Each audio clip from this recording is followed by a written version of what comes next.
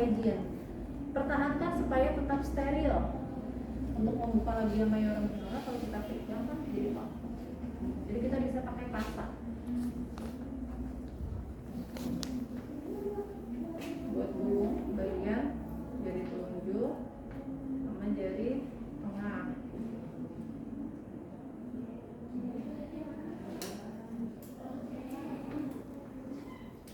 Ya, ini buat apa jari telunjuk sama tengah? Buat ngebuka labia supaya tetap steril hamster kita. Labianya sudah dipegang, kemudian kita ambil kapasnya berapa? Buat vocal hygiene butuh berapa kapas? 5 ya minimal. 1, 2, 3, 4, 5. Yang pertama adalah bagian labia mayora kanan, 2. Kemudian ambil satu lagi mayora kiri, 2. Dibuka minora kanan, buang. Minora kiri, buang. Dan bagian tengah. Pertahankan, yang kena menyentuh adalah kapasnya, jangan handscoon kita. Ya, sudah. Nah ini kapasnya bisa kita buang. Jadi ini masih steril. Sudah selesai, kita akan lakukan periksa dalam. Ya, periksa dalam. Nah, untuk melakukan periksa dalam, kita akan gunakan tangan kanan. Jadi ini yang masuk, kemudian jari tengah dulu yang masuk, kemudian jari telunjuk. Karena jari tengahnya lebih panjang. Ya, jari tengah masuk, kemudian jari telunjuk buka. Jadi dia akan membuka begini. Ya. Nah, kalau di kala 2 artinya kan pembukaannya sudah lengkap. Itu kita sebutkan apa yang dilakukan ketika kita melakukan periksa dalam. Ya, kita sebutkan posio tidak teraba, dilatasi serviks lengkap, artinya pembukaannya sudah 10 ya, sudah lengkap. Kemudian presentasinya kepala, terdapat penurunan presentasi, kemudian tidak teraba bagian-bagian kecil seperti tangan, kaki, itu nggak teraba. Itu nanti kalian sebutkan. Kalau porsio itu ibaratnya, porsio itu kan bibirnya rahim ya, jadi dia bulat bibir. Nah kalau kita masuk, seperti pembukaan 1 cm sekitar segini ya, 1 cm, ini porsio masih keraba sama jari kita, masih bersentuhan. Tapi kalau dia sudah pembukaan 10, porsionya sudah melebar, ya, ini jari kita sampai 10 cm begini, ini nggak keraba si porsio, karena sudah melebar. Itu maksudnya porsio sudah tidak teraba. Kalau presentasi kemarin ya sudah belajar penurunan presentasi yang letak terbawah janinnya apa? Itu kepala. Kalau ini terabanya kepala, jadi presentasinya kepala sudah ada penurunan, artinya kepala sudah turun teraba ya. Kemudian dilatasi serviks lengkap, pembukaannya sudah 10. Tidak ada bagian kecil seperti tangan, kaki nggak bisa kita raba. Khawatirnya ada tangannya keluar atau kakinya yang keluar duluan gitu ya. Ini enggak. Dan satu lagi ketubannya masih utuh. Itu disebutkan. Kalau ketubannya sudah pecah, nah kita periksa dalam itu nggak boleh sering-sering, bisa infeksi. Tapi kalau ketuban utuh per 4 jam kita harus cek. Per 4 jam ya. Nah ini kasusnya nanti kalian semua ketuban masih utuh. Jadi ketika tadi masuk jari tengah, jari telunjuk buka, sudah disebutkan ketuban utuh, pembukaan lengkap, berarti kita boleh pecahkan. Kalau ketuban utuh pembukaannya belum lengkap, nggak boleh dipecahin. Ibu harus mengintip dulu sampai pembukaannya lengkap. Nah kemudian kita ambil setengah cover, ini nggak boleh keluar masuk, ingat, jadi kita tetap di dalam. Ambil setengah cover, makanya alatnya harus dekat ya. Setengah cover ini harus tetap steril tadi karena buat mecahin ketuban. Nah caranya kan tadi di dalam begini tangan kita. Ketika mau masukin setengah cover, merapat dulu jarinya. Merapat, ini bagian yang lancip, selipkan di antara jari kita, jari telunjuk dan jari tengah, supaya apa? Tidak melukai jalan lapir. Jadi dilindungi oleh kedua jari kita. Ini ya, masuk.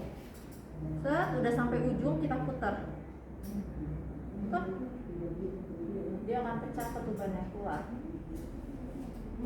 Ya, keluar. Biasanya ada yang ditampung pakai bengkok, tapi karena ketuban itu langsung begitu ya, tumpah biasanya walaupun pakai bengkok juga, makanya dia sudah pakai underpack untuk menyerap si cairan ketuban itu. Jadi nggak masalah ketubannya tumpah juga. Ya, jadi tadi masuk sampai ujung dikorekkan gitu, sudah pecah. Nanti buat keluarin laginya. Ya, jadi posisi tangan kita kan periksa dalam lupa. Ketika ini mau masuk, ngerapat. Masuk ke pecahkan. Nah, keluarin ya, dibalikin lagi si lancipnya ke dalam. Ya, diputar lagi ke dalam di antara jari kita, keluarkan bersama dengan jari kita. Sudah, ini ditaruh di klorin. Direndam.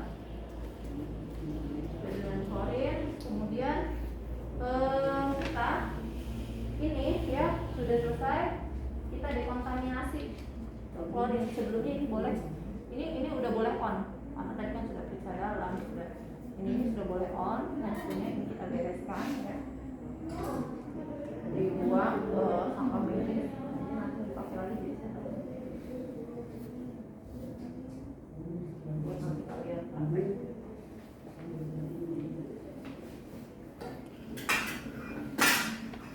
Beresin dulu, baru setelah itu ini handspoon kita dekontaminasi, celupkan ke klorin, celupin ke klorin, kemudian baru kita buka.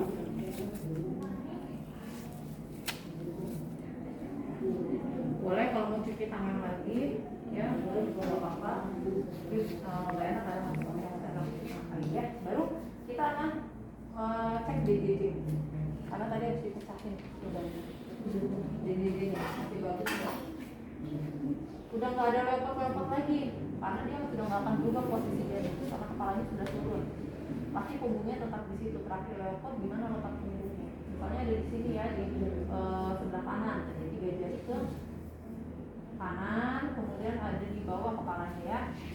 Kemudian kita dengarkan lagi selama 1 menit. Sudah. DDD-nya normal, 20 kali 1 menit.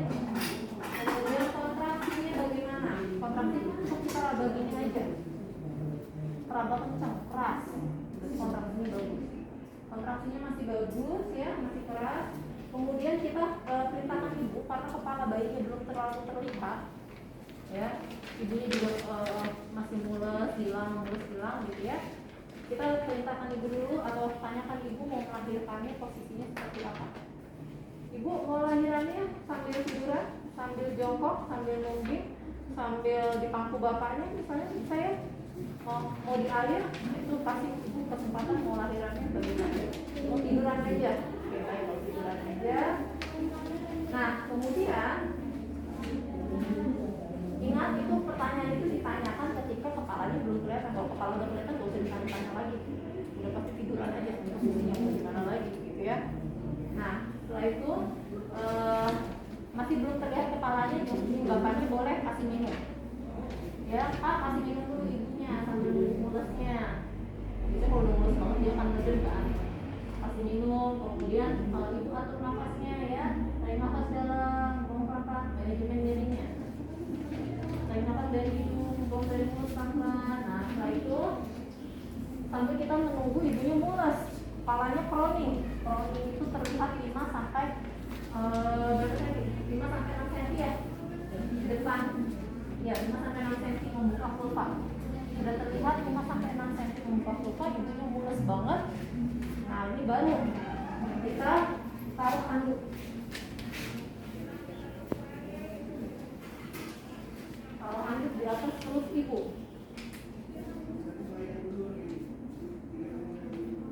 Kemudian pasang alas steril, alas segitiga. Ya, kenapa nggak pakai handscoon dulu? Khawatirnya kalau kita pakai handscoon baru ngambil itu, kita akan pegang kasur. Handscoon kita tidak harus pasang, karena 2 pasang doang ya. Jadi ambil koretan, kalau nggak ada, pegang ujung-ujungnya. Ujung-ujungnya boleh dipegang, ujung kainnya, atau pinggirannya. Ya, di pinggiran kainnya, yang akan kita pakai bagian tengahnya. kita pegang ujung-ujungnya atau pinggirannya.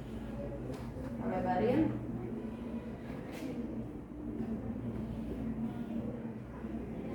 Pegang lagi ujungnya. Nah, udah bikin segitiga. Yuk, angkat bokongnya, Bu. Angkat sedikit. Nah, kalau nggak sendiri. Sudah. Seperti ini. Kemudian ajarkan Ibu menelannya ya. Posisinya semi forward, jadi agak tinggi. Nanti Ibu kalau mau ngeden, jangan teriak, jangan habisin tenaga. Gigi ketemu gigi, rapetin. Ngeden gitu ya. Kemudian seperti ini buang air besar. Matanya jangan merem karena khawatirnya banyak yang kejadian melek pecah pembuluh darah di retinanya. Ada yang menyebabkan pembutaan juga, makanya kalau nanti hamil, kalau punya minus ya ngomong sama dokternya. Biasanya disarankan saya kalau minusnya tinggi. Setelah itu apa lagi?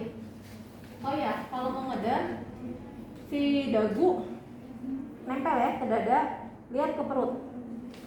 Angkat kepala, dagu nempel ke dada, lihat ke perut.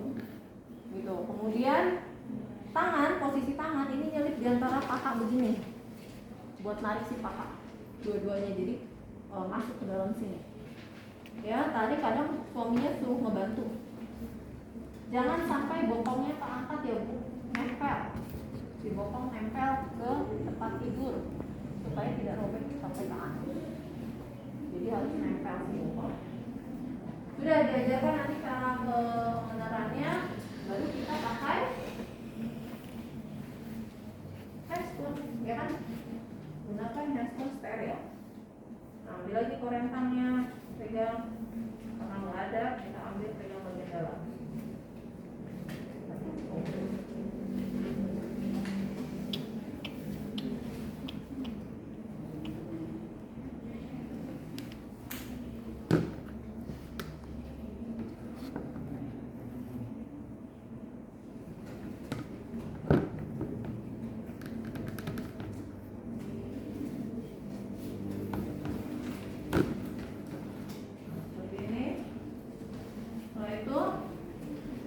Siap menolong ya, habis pakai handscoon, kemudian kita posisi menolong. Posisi menolong, tangan kiri ini di atas, menahan si kepala bayi ketika keluar supaya dia tidak langsung dalam ke atas begitu. Ya karena kan kepala bayi ini terungkup di dalamnya terungkup, jangan sampai dia langsung fleksib begitu menekuk. Jadi ini nahan, yang bawah tahan perineum, ya perineumnya tahan supaya membantu juga bokongnya tidak ngangkat dan kita nanti bisa menyangga kepala bayi. Ya Ibu, ayo Bu, ngeden Bu. Ya Sal, dorong bayinya. Nih, masuk tangannya, sini masuk, bantu saya Bu. Nah, ayo Bu, terus Bu, ngeden Bu. Iya, pinter Ibu, ngedennya bagus. Nah, jangan lupa kalau misalnya perineumnya kaku, pucat dan tipis, nggak keluar nih bayinya, perineum kaku, pucat dan tipis, jangan dipaksakan, nanti bisa robek. Ambil gunting episnya. Nggak usah dibius-bius, langsung gunting, serot ke arah jam 5, ya miring, gunting perineumnya. Nggak akan terasa, yang terasa mulusnya. Tapi nanti di kasus, karena kalian nggak ada hafting, kalau digunting kan udah pasti nanti di hafting, dijahit ya. Karena kalian nggak ada jahit, jadi nanti nggak ada epis, tapi tetap disebutkan tuh. Perineumnya tidak kaku, tidak pucat dan tidak tipis, jadi tidak perlu episiotomi. Ayo Bu, dorong lagi Bu. Enggak Bu, ngeden terus, pinter Ibu, dorong aja keluar. Terus Bu, dorong terus. Iya, bagus. Terus dikit lagi Bu, kepalanya keluar. Oke, kepala keluar. Stop ngedennya. Cek ada lilitan tali pusat atau enggak di lehernya. Ya, coba kita tahu. Kalau dia ada lilitan, nah kemarin saya baru lagi kan ada lilitan anaknya. Jadi kalau lilitannya kenceng begini, dia kita gunting langsung tali pusatnya. Tek, biar lepas. Tapi kalau lilitannya kendor begini ya, kendor. Nah kemarin saya kasusnya kendor, Jadi langsung dibuka begini ketika kepalanya di luar. Gitu ya. Jadi yang pertama dicek adalah lilitan. Udah keluar. Oke, nggak ada lilitan. Bayinya nggak ada lilitan. Saya cek nggak ada lilitan, kita boleh bersihkan bagian wajahnya dengan kain putih. Ini kan steril ya. Sedikit aja wajahnya dibersihkan. Biarkan si bayi melakukan putaran paksi. Putaran paksi itu dia akan miring, entah ke kanan, ke kiri, suka bayinya. Ya, tapi ada bayi yang tidak bisa mutar sendiri. Biasanya bayi-bayi yang mengalami distosia bahu, yang bahunya besar, nyangkut, dia nggak bisa muter sendiri, itu kita bantu putar. Makanya kata saya ketika leopard 2 nggak boleh sembarangan bilang punggung kanan atau punggung kiri, asal tebak gitu ya. Jangan takutnya gitu kita bilang punggung kanan, ternyata punggungnya kiri, bayinya nggak bisa muter, kita main putar aja ke sana, salah, kembali ya.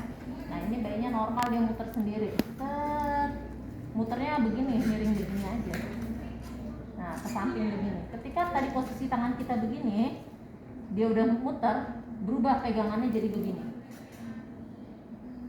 Karena kita akan ya, masuk jari telunjuk di antara kedua paha, pegang. Taruh di atas sini. Oke, sudah. Kemudian ketika sudah kita taruh di atas, ini kan sambil kita keringkan, sambil kita nilai. Tangan, telapak tangan nggak usah dikeringkan, buat nanti kalau dia di IMD, karena masih ada bekas cairan ketuban ya, bau-baunya, dia bisa mencari payudara ibunya. Nah kita keringkan sampai kita nilai abgar dan bugarnya. Penilaian sekilas, abgar dan bugar itu kita cukup lihat dari apakah bayi menangis kuat, pergerakannya aktif enggak, warna kulitnya bagaimana, biru tidak, atau yang tangan sama kakinya doang yang biru, lainnya merah misalnya, atau merah semua, atau normalnya merah semua. Kalau bayinya nangisnya seperti ada, ya, pencet dulu hidungnya dulu, buang ke bengkok, pencet lagi, sedot, buang, bengkok, pencet lagi, sedot mulut. Jadi hidung dulu baru mulut ya, buang. Sudah ya, ini masuk lagi ke klorin kalau udah dipakai. Setelah itu jangan buru-buru mau motong ini oleh pusat. Yang harus segera dilakukan adalah suntik oksitosin. Setelah bayi dikeringkan, bayi nangisnya sudah dinilai tadi sudah bagus, kita akan suntik oksitosin. Ambil suntikan oksitosinnya ya. Disuntikannya ini paha ya, bagian luar, bukan dalam, tapi luar. Dibagi 3. Pahanya kalau dibagi 3 ya, misalnya di sini di bagian atas. IM. Bu, saya suntik ya, jangan main suntik aja, ngomong sama ibunya. Bu, saya suntik ya. Masukin jarumnya, aspirasi, tarik, nggak keluar darah kan kalau IM, baru didorong. Ya, sampai habis oksitosinnya. Semua ya. Oksitosin itu butuh waktu untuk bekerja. Jadi kerjanya bagaimana dia? Untuk merangsang tadi ya supaya plasenta lepas. Biarkan dia bekerja, si oksitosinnya, baru kita ngurusin tali pusatnya. Kita akan gunting tali pusatnya. Ambil klem.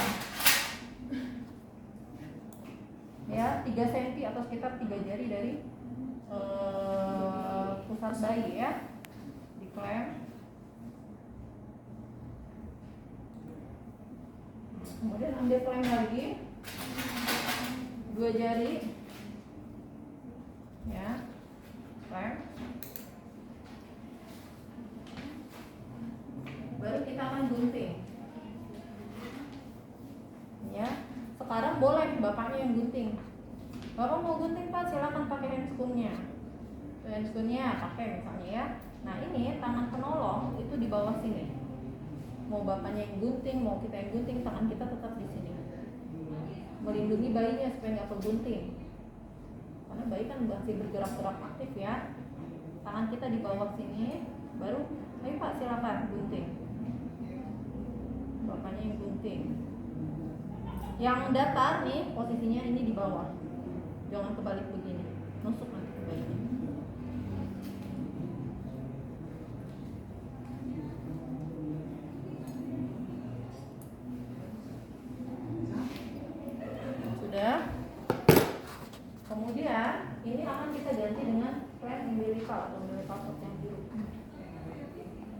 dibuka dulu si klemnya. Ya, ada juga yang tekniknya harus diurut dulu. Jadi ini tadi sebelum diklem diurut dulu ke sini, baru diklem. Nggak perlu sih sebenarnya, darahnya juga nggak terlalu banyak kok. Itu kan diurut gitu dia nggak terlalu muncrat darahnya sebenarnya. Tapi nggak usah, langsung aja. Ya, kemudian masuk ininya umbilical clamp-nya, kita pasang. Sudah, baru ini dibuka klemnya.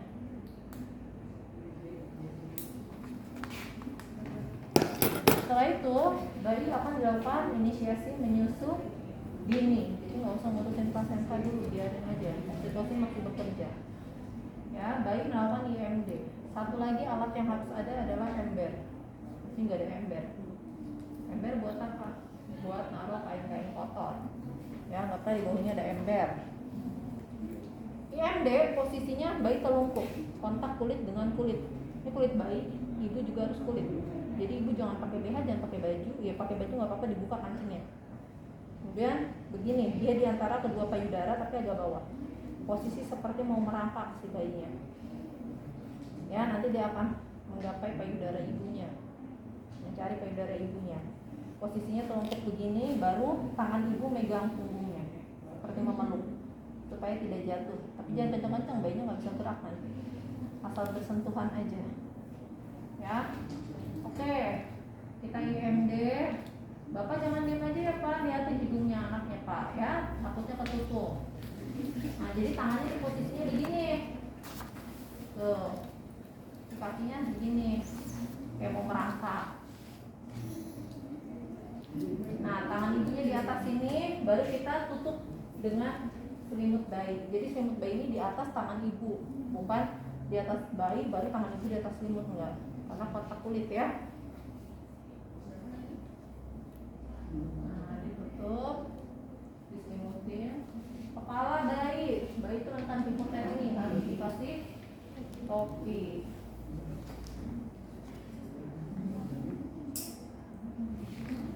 Oke, sudah. Berapa lama IMD? 1 jam. Ini udah biarkan saja, minimal 1 jam. Dia begini, biar kontak ya. Jadi bapaknya sambil liatin. Nah, baru ketika bayinya IMD, kita akan masuk ke kepala 3. Atas saja tanda kepala 3 itu nanti disebutkan. Ada semburan darah tiba-tiba. Ya, tiba-tiba keluar semburan darah. Kemudian tali pusatnya tiba-tiba menjulur panjang keluar di talinya ini. Kemudian apalagi ya? Uterusnya membulat. Jadi kalau kita akan apalagi ya? Kalau di sini ada yang lewat nggak?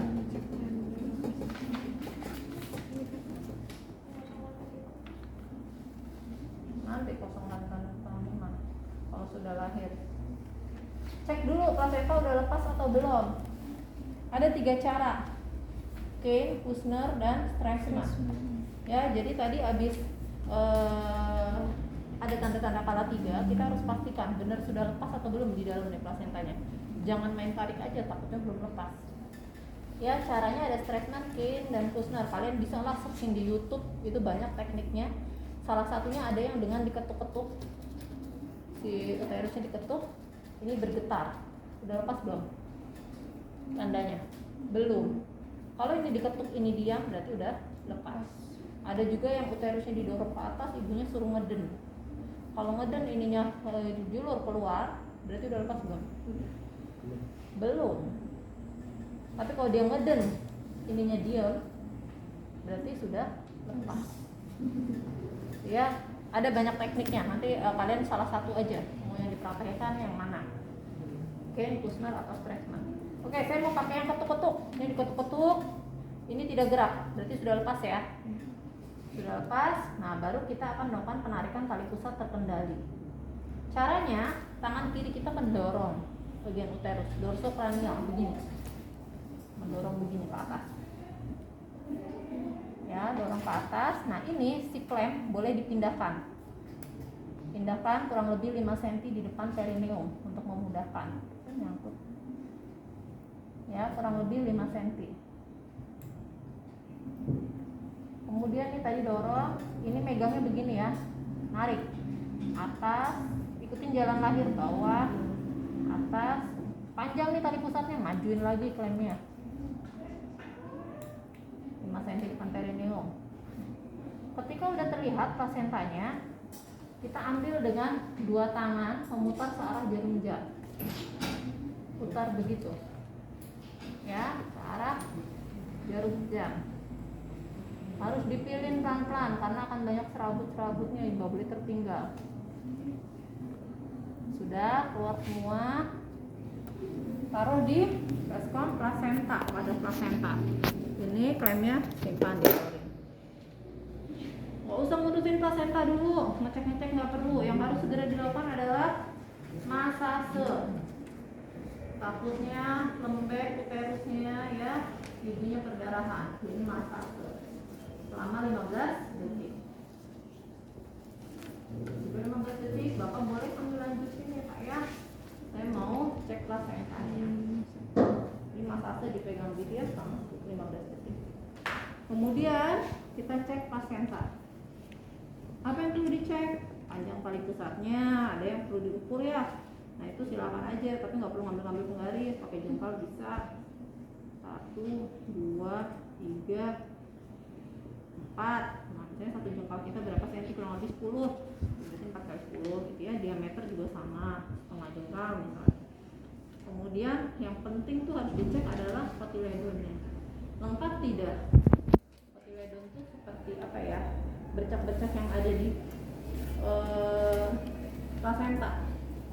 Ya, dan terus plasentanya kondisinya utuh nggak? Takut ada yang tertinggal di dalam. Sudah plasentanya dicek, kasih ke bapaknya nih Pak, silakan.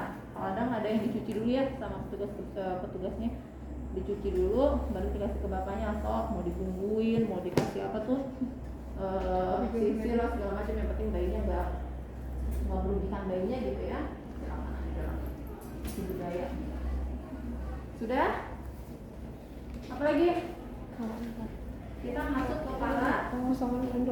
Oh iya, kandungan ini kosongkan dulu, jangan lupa. Khawatirnya apa? Nggak kontraksi dengan baik si fundusnya ya, karena kandung kemih yang terus tadi mempengaruhi involusio uteri yang kemarin kita pelajarin di PNC. Masukkan langsung ke ureter, buang ke bengkok. Tadi ada yang nanya kelas apa yang sebelumnya pagi, ibu nggak pakai jeli, nggak perlu. Ureter perempuan kan pendek ya, aja langsung. Ya kalau ada jeli ya nggak apa-apa sih, kalau kita mau kasih jeli dulu. Kalau nggak ada kan sebenarnya nggak apa-apa. So, buang ke bengkok ya. Sudah, taruh lagi di sini klorin. Baru kita masuk, kita tekan, muter. Kalau ditekan begini dia ada aliran darah, berarti ada yang robek. Tekan lagi, dilihat sambil dilihat di pasanya ya, sama di perineumnya ada aliran tidak. Terus ya muter, tidak ada robekan, berarti tidak perlu di-packing. Sudah, berarti langsung kita bersihkan ibunya ya. Ambil ini kain putihnya, buang ke ember. Nah, ibu kita bersihkan pakai cairan DTT, jangan klorin ya. Bersihkan, angkat bokong ibu. Kalau kamu nggak bisa pada anak misalnya ya, kita bantu miringin dikit, anaknya sambil dipegang. Satunya juga, yang satunya ibu bersih. Oke, sudah. Tempat tidurnya, biasanya kalau sekarang udah pakai underpad, tinggal dibuang. Tapi kalau misalnya kena, ke kasur-kasur bisa pakai klorin. Dan pakai DTT ya, pakai klorin. Udah. Nah, ibunya pakai ini pembalut. Pakai pembalutnya, ya. Pakai celana dalamnya. Nah, kemudian kain samping, kalau ada kainnya, kalau nggak ada pakai celana nih ibunya, dapatnya kalau baunya celana. Pakai lagi. Sudah rapi bagian bawahnya. Sekarang atasnya, ini anak udah berapa jam? Ya, kalau misalnya belum 1 jam, ya kita bisa sambil nyicil beresin alat atau nyiapin buat ngukur berat badannya, tinggi badannya, baju-bajunya disiapin. Sudah 1 jam, baru anaknya diambil. Ya ibu, anaknya mau diukur dulu berat badan, tinggi badannya ya. Nah, anaknya dibawa biasanya sama perawat bayi, dipakein nih semua bedong, neneng pakein. Sudah. Kemudian ibunya boleh mau dibersihin lagi pakai cairan DTP boleh. Ya, kemudian pakein baju. Jangan pakai BH lah, soalnya mau nyusuin kan. Udah nggak usah pakai BH bu. Ya, soalnya dia ada BH buat menyusui.